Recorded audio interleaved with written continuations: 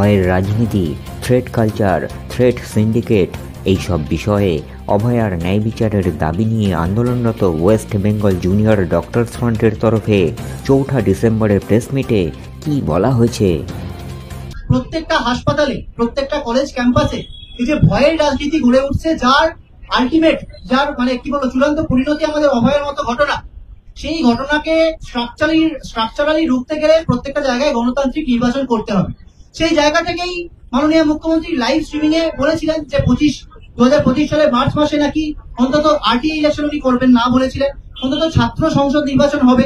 কিন্তু এই ভয়ের রাজনীতির ফান্ডারা যদি সেখানে উৎখাত না করা যায়, তারা যদি আবার সেই নির্বাচন প্রক্রিয়াকে প্রভাবিত করতে চেষ্টা করেন, সেটা দেখতে হবে আমাদের প্রত্যেকটা কলেজ ক্যাম্পাসে প্রতিরোধ গড়ে তুলতে হবে।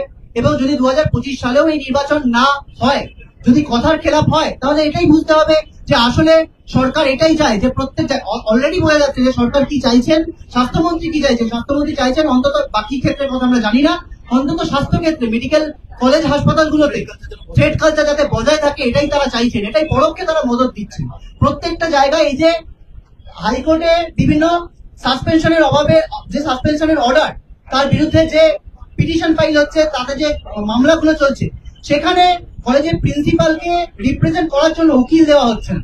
সরকারি যে উকিলদের পাঠানো হচ্ছে, সেই উকিলরা বয়ান পাল্টে দিচ্ছেন। প্রিন্সিপালদের উপর চাপ দেওয়া হচ্ছে যে আপনি বলুন যে সাসপেনশন করে আমি ভুল করে ফেলেছি, বলুন যে আমাকে ঘেরাও করা হয়েছে, সেই জন্য আমি সাসপেন্ড করেছি।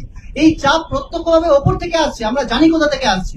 ফলত নবান্নে মিটিং এ যখন স্বাস্থ্যমন্ত্রী বলেছিলেন, মুখ্যমন্ত্রী বলেছিলেন যে অভিযোগ করলেই তাকে অভিযুক্ত বলা যায় না, আজকে সেটা তারই প্রতিফলন। তারাই পক্ষ নিচ্ছেন, এই থ্রেট কালচারের বিপক্ষ, এদেরই পক্ষ নিচ্ছেন। আরজি করের যে থ্রেট কালচারের যে মামলা, সেই মামলা দিনের পর দিন পিছিয়ে যাচ্ছে। তার কারণ তারা জানে যে এক্ষেত্রে প্রমাণ অনেকটা বেশি রয়েছে, সেই জায়গা থেকে বারবার পিছিয়ে দেওয়া হচ্ছে। ফলত সরকার, স্বাস্থ্যমন্ত্রী তিনি কার পক্ষ নেবেন, থ্রেট কালচারের পক্ষই যে নেবেন, সেটা আস্তে আস্তে সুস্পষ্ট হয়ে উঠছে। এর বিরুদ্ধে কিন্তু আমাদের লড়াই জারি থাকবে, রাজপথে, লড়াই জারি থাকবে আদালতে, লড়াই জারি থাকবে আমাদের বিভিন্ন কর্মসূচির মাধ্যমে। এই প্রেস মিটে আর কি বলা হয়েছে? এই আদালতের যে রায়, সেই নিয়েও নানা বিভ্রান্তি রয়েছে। বেশিরভাগ জায়গাতেই কিন্তু যে স্টেটা দেওয়া হয়েছে, তাদের ক্লাস করতে পারবে এরকম একটা জায়গায় করা হয়েছে, কিন্তু তারা ক্যাম্পাসে, হস্টেলে যে তারা এখনো অ্যালাউড নয়, এরকম বহু জায়গায় রায় রয়েছে। সেটা ইচ্ছাকৃতভাবে বহু জায়গায় এড়িয়ে যাওয়া হয়েছে। এটা বলার জন্য ওই থ্রেট সিন্ডিকেটকে অক্সিজেন দেওয়ার জন্যই এরকম ভাবে রিপোর্ট করা হচ্ছে যে আসলে সাসপেনশন উইথড্র হয়ে গেছে, এরকম ভাবে দেখানো হচ্ছে।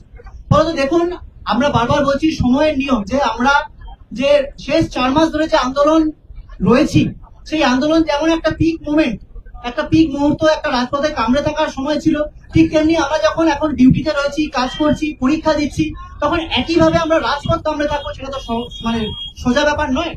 তো ফলত আন্দোলন স্তীমিত হয়ে যায়নি। আমরা প্রত্যেকটা কলেজে, প্রত্যেকটা কলেজ ক্যাম্পাসে প্রতিরোধ গড়ে তোলার প্রস্তুতি নিচ্ছি, এবং এই থ্রেট কালচারকে আমরা যে রুখবই, তার অঙ্গীকার আমরা কিন্তু করছি, এবং প্রত্যেকটা কলেজে এই লড়াই কিন্তু জারি থাকবে।